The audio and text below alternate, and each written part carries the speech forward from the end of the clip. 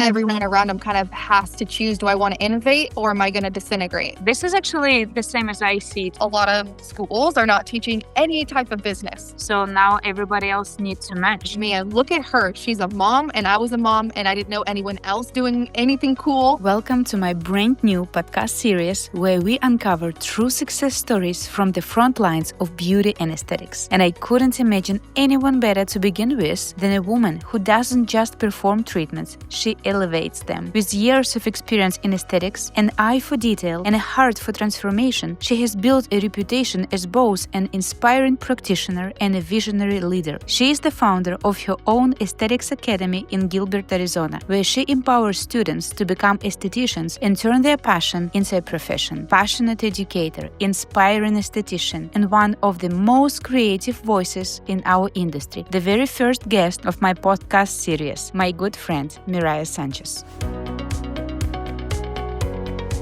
Hi, Mariah. How are you today? Hi, I'm so good. How are you, Olga? Wonderful. Missing you too much. That's the sad story of nowadays, but I'm happy we are doing it. I would tell you, you are the first in my actually schedule of podcasts, which I scheduled in.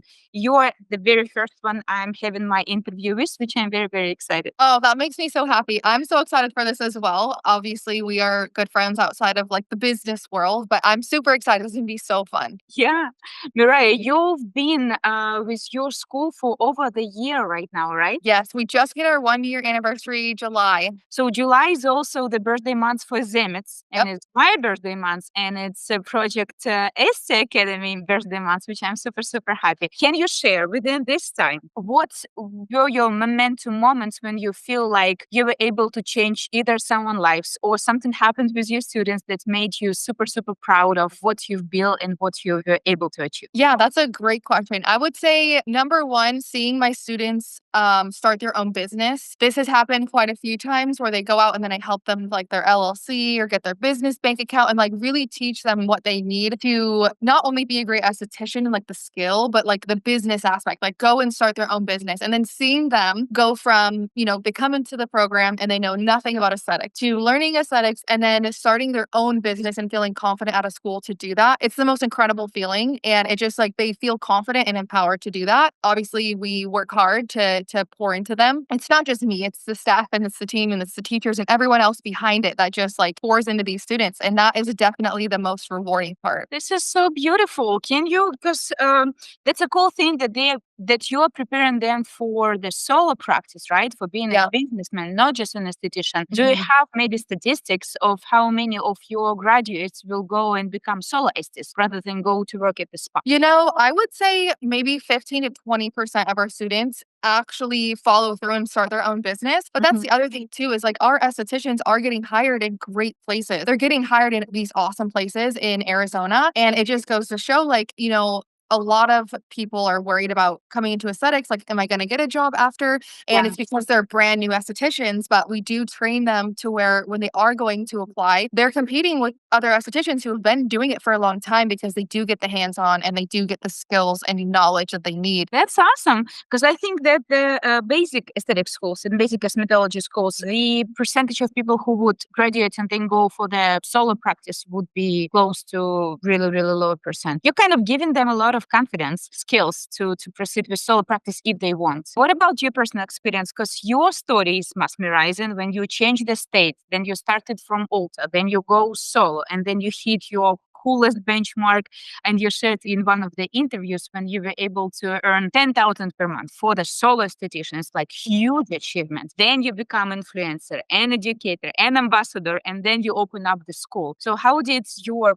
path prepared you for this leap in your career to open up your academy, open up your school? Gosh, that's such a good question, bringing me way back. But I would say, honestly, I go back to like when I was in school and I was just talking to the girls about this yesterday, how I only did one facial in school. So I didn't get hands-on practice. I literally feel like when I left school, I was like, I don't think I learned anything in the past 750 hours. Like, what did I actually learn or get my hands on? Like, absolutely nothing. And so I think everything started there, right? Like I already had like a love for teaching. I taught preschool a little bit after that. And so my love for like teaching kind of began there. But then when I became an esthetician and I saw the lack of education through my experience, I knew that I wanted to change the game for what was being done. And the standard that is set for aesthetic schools, just, it's very, very bare minimum. And I really wanted to just raise that standard. And that's really truly what I'm setting out to do. And I would say that comes from obviously the love of teaching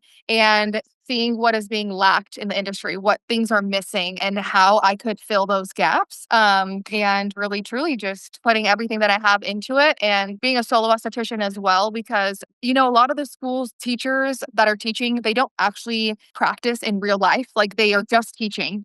But, I wanted to bring teachers in that have experience in the real world who can relate to our students and be like, hey, I am currently working at a med spa. I'm working here, or I have my own business and I understand how to really help the students. So even in that, I really wanted to change as well. And so just all of the experiences that I had really truly led to not only opening up a school, but the way that the school is run and what we stand for sure. This is so beautiful. You actually just answered one of my next questions. So, what you would say, top 3 things you filled in, what was missing, what gaps there were in the aesthetic practice before? Definitely number one would be equipment. So there was no equipment. When I went to school, like there was no devices, there was no technology integrated into school. It was all just your hands. And there's nothing wrong with that. And that's great. But we are living in a new type of time where girls, they want to know what is the hydrodiming, what is galvanic, what is microframe. They want to know these things.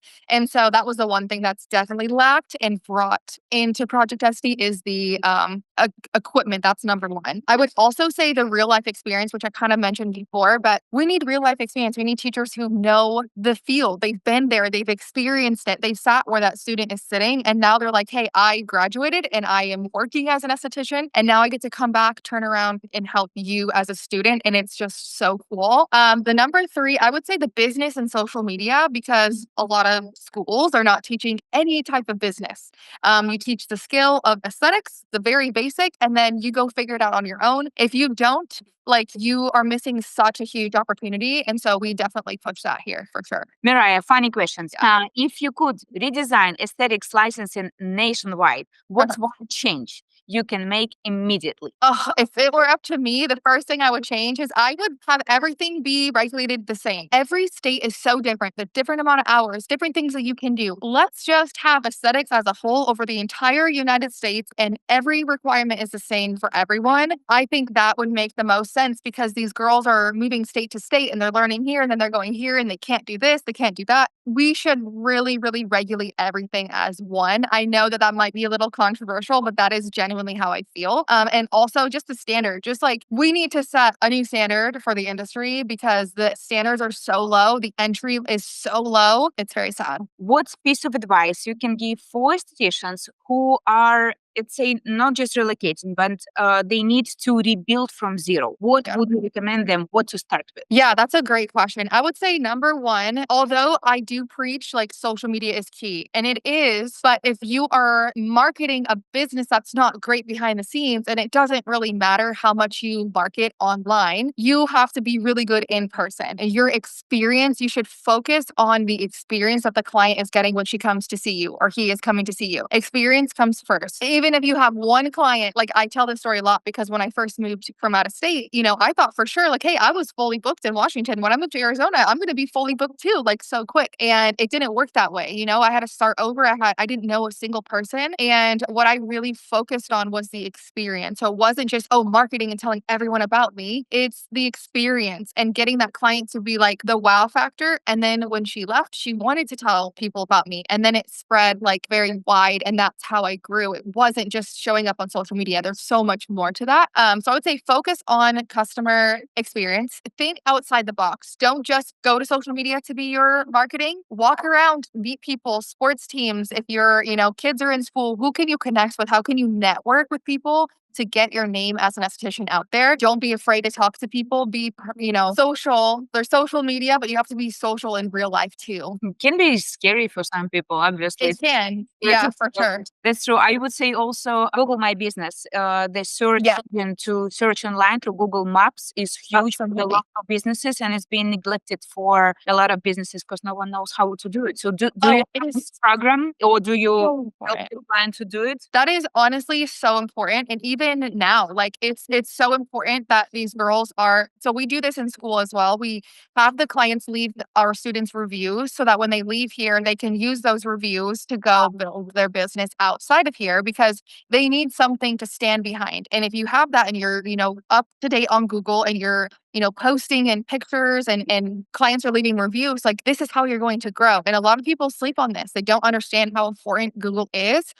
So yeah, I totally agree. What are 3 daily habits or practices you teach your students that set them apart for a long-term success as professionals, besides the fact to run their Google reviews and Google Map reviews and search? What else? Yeah, I would say the next piece definitely, I actually have, it's called my 4R strategy, but it's relationship. So building a relationship with them, giving results for all of your products and treatments, rebooking your clients. So simply rebooking them, and then retail. So I would put those under one category, but that customer experience is so, so vital and important. I love the concept of retail. This is so cool because you see, okay, that's something I want to know more because some people can think that retail would be something pushy and selly, and not everybody would want to sell anything. Retail as a part of relationship builders, it's awesome because you are taking care, you are helping, educating your customer to take care of their skin at home. So it makes so much sense. Okay, talking about skin analysis, and Yeah.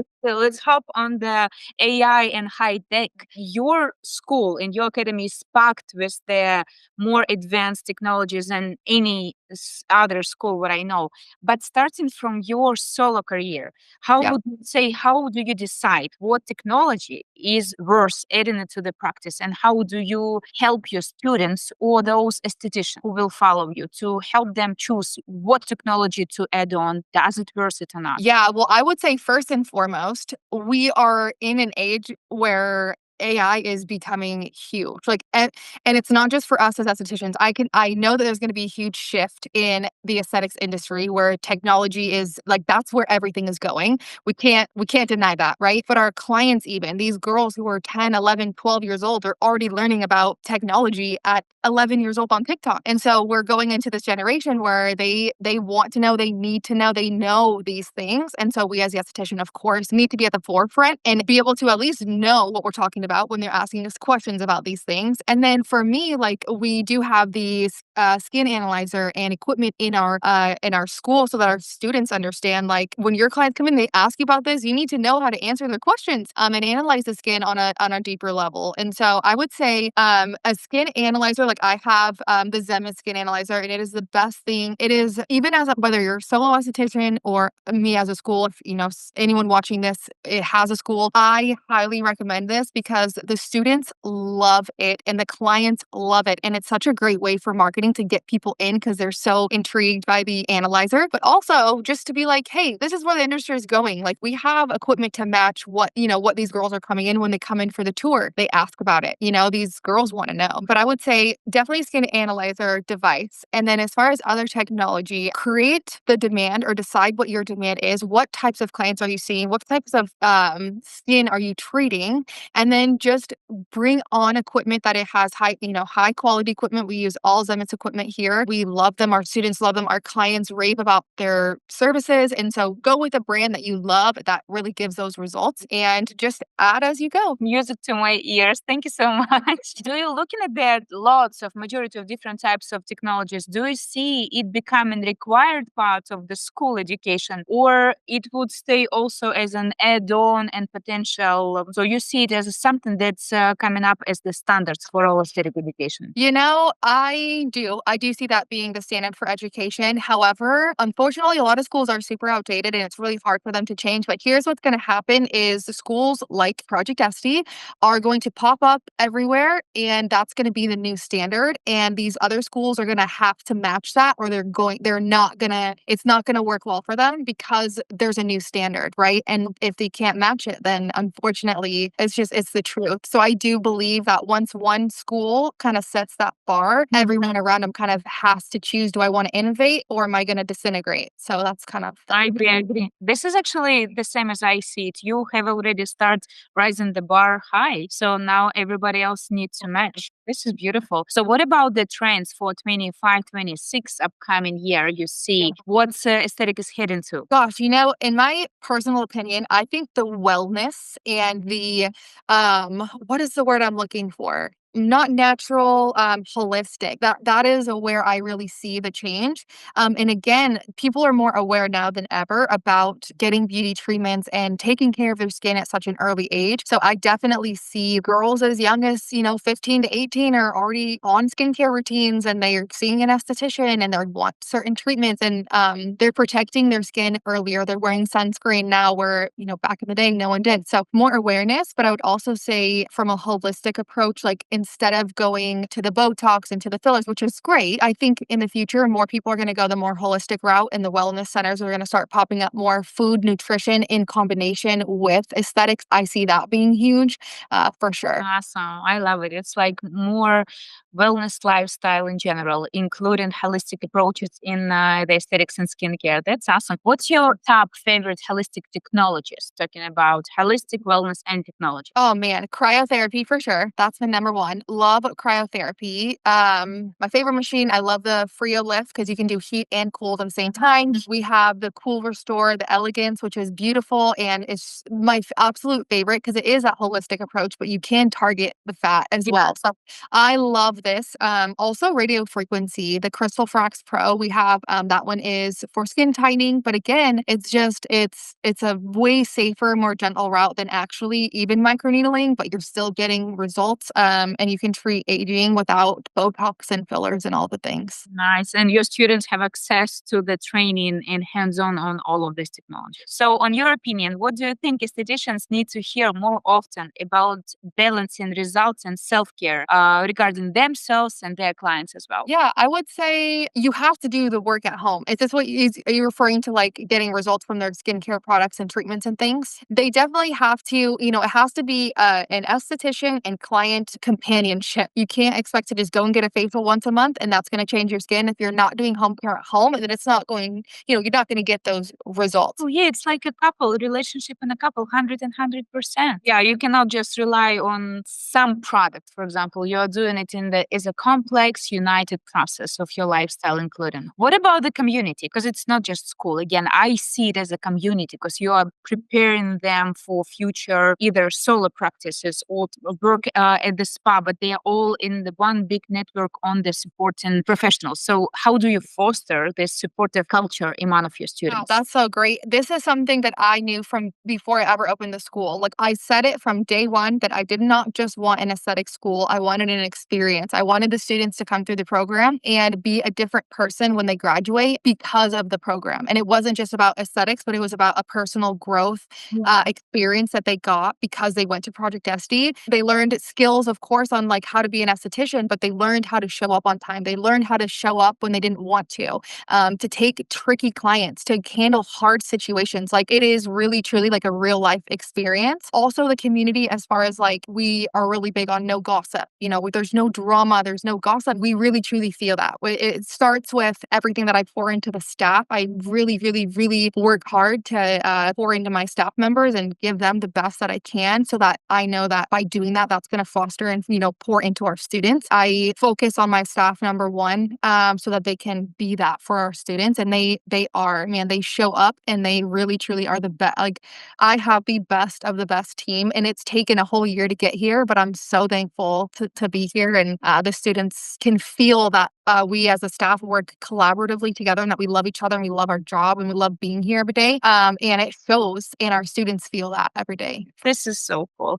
Can you share, for example, if someone watching and they feel stuck at the point of changing the road in their career or going bigger than they are, what piece of advice can you give if people feel they need some kind of motivation to move on for the next step? A couple of things here, because I feel like I'm more of a tough love kind of person. So I love to give tough love. But the first one is if you are relying on motivation to keep you going, it's not going to be enough to keep you going. But start with your habits. So like, what are your habits? And not just like your daily habits, but like your mindset. What are you thinking about? What thoughts are you allowing to grow and foster in your mind? And it's almost like you have to get into new habits of thinking. And if you're, at a crossroads and you're thinking of quitting or you're thinking of, I'm too scared to do this, I can't do this, think about what you're thinking about and get in the habit. We think things because it holds us, it keeps us safe. We allow those negative things to plant seed in us because we think that, it keeps us safe. That's a natural thing. But it's almost like you have to stop those thoughts and be like, you know what? Thank you for trying to protect me, but I'm going another route this time and rethinking. And honestly, really, truly, that is what took me from being terrified to open a school and be like, there's no way I could do this. There's no way. But I just grabbed all of my thoughts captive and made new thoughts my new habit. And it changed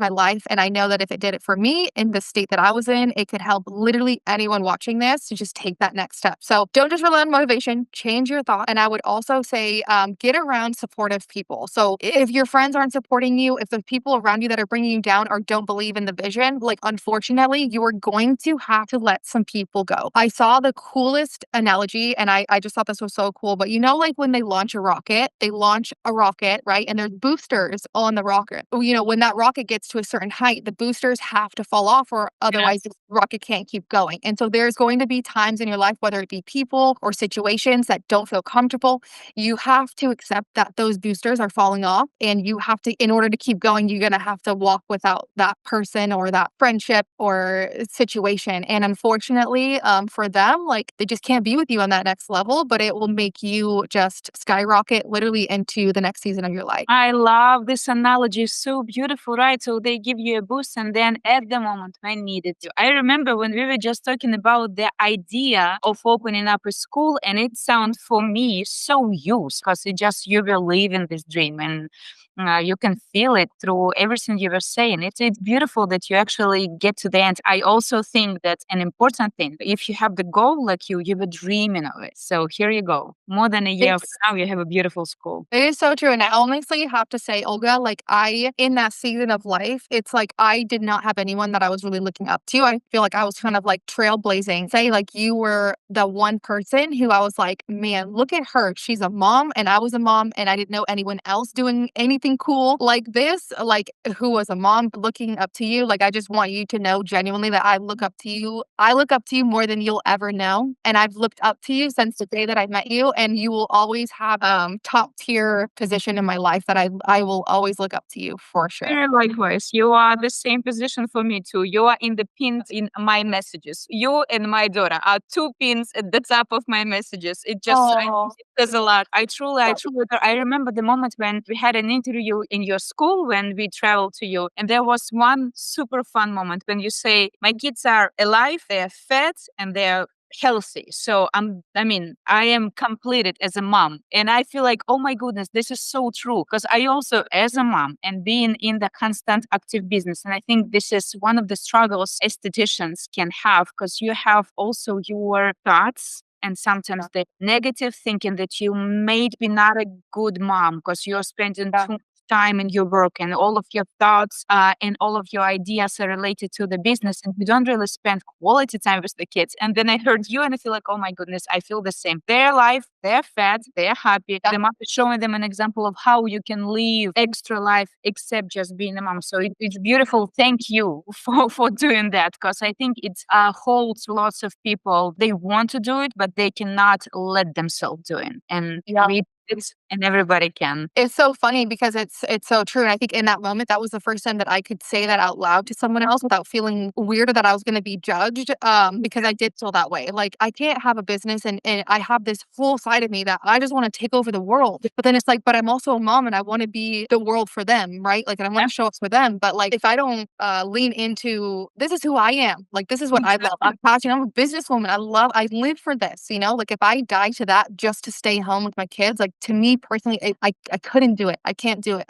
And so, now my kids get to see the best version of mom because it sets me on fire what I love. And I love that we connect on that level too, because yeah, I might not be the PTA mom. I don't help at my kids' school. I'm the last one to pick them up. I'm late half the time. I'm running with no shoes on. But you know what? Like I said, some days Yeah. they're alive and they're fed. So hey, it's okay. That's me there, and I feel good because this way it doesn't make me feel bad about that. Because I'm the one, and my older one, she's like, "Mom, you have to do it, not me." And it's like, you can tell me the schedule, so I can just follow whatever you tell me. I try. Like you can check the schedule. So yeah, that's beautiful. I always the last mom to pick them up, last mom to drop them off, but we are doing it everything at the same time. Talking about fun, can you share any story from your more than a year experience that your students ever did or said, and it was so unexpected and super funny for you that you want to share? Okay, something funny. Something funny. I gotta think of something funny. I have so many sentimental moments, but I Oh, would say funny. I love sentimental. So whatever you choose, something unexpected, there's something that you would never think it could happen. Oh, it was a moment. It was my second class, my second cohort, and I had this one student, and her name's Jocelyn, and she was so quiet the entire program. Like, she's so smart. She was straight A student, like applied herself, amazing, right? And I remember she was so quiet, but at the end of the program on the last day, on graduation day, she brought me a note, like she hand wrote me like a letter, and it was like 3 pages long, and she had written, and I just like sobbed. I remember reading that letter and just like sobbing because I before I opened the school, my whole dream was not, it was like I said earlier, it wasn't just about aesthetics, it's about the growth that happens. And she wrote me a letter essentially just saying like that she looked up to me and that, it would have felt like changed her life and showed her more. I believed in her and I already knew she was going to do amazing things, but that letter like is something that I have framed now and I will literally keep for the rest of my life. And I was not expecting it because first of all, no one writes letters anymore. And second of all, she was just so quiet. So I just had never, and this whole time she was just observing and listening and watching and taking notes from not just aesthetics, but like me as a person. And it was just the coolest thing ever. She opened up her own business. She got Zemit's equipment in her business. This is awesome. You see one more life changed by you, Mariah. It's not just me, it takes a village. Yeah, it takes a village as always. Yeah, but it's usually like a couple of drops of inspiration that would make you think that you can also at least start thinking in that direction, and then you start walking in that direction, and then you run like Forrest Gump, and then no one can stop you. This is so beautiful. Can you, Mariah, if for example you could create one over the top, totally unrealistic dream rule for aesthetic students or clients, what would it be? Ooh, a rule. I can make up my own rule. Huh. Ooh, you're really putting me on the spot here. They have to give me or my students a full paragraph feedback form after every single service. And I think the only reason I know that sounds crazy, or maybe not as crazy as you were expecting me to say, but I'm like, that would be an amazing rule because I feel like feedback is really the best way to grow. And so if we could do that with every client, man, we'd have the best business of all time. And estheticians Right. would too. So Beautifully, seriously, it can be not specifically good review, it can be just a feedback, so yeah. where is this area. This is so beautiful. I think this can change the practice so much because you will know what to continue to do, what immediately stop doing, for example, what was missing, so you can start implementing it. It's awesome. Mariah, last question, your guilty pleasure. So Yeah. what is your one guilty pleasure you do on your day off when you're at home, no one sees you, and none of your clients or your estheticians or your students would think it would be your guilty pleasure? I would say either listening to my gangster rap music when I'm working out sometimes. So I would say that, which my students would probably not expect from me, but Big X the plug and some good music is always a good time. I would say also scrolling funny memes. I am a sucker for funny anything that can make me laugh. Like I will literally sit and scroll funny memes all day. So I would say those two things. That's so cute. I would say yeah, the same. Do you dance when you listen to the music? Oh, of course. Of course I do. Of course I do. And I'm got my windows down and the music's blasting, got my sunglasses on, of course. I I'm like, if usually any student sees me right now, if any of these girls are my students, they can just just shock. drive by. Don't pay too much attention. Yeah, this is a guilty pleasure.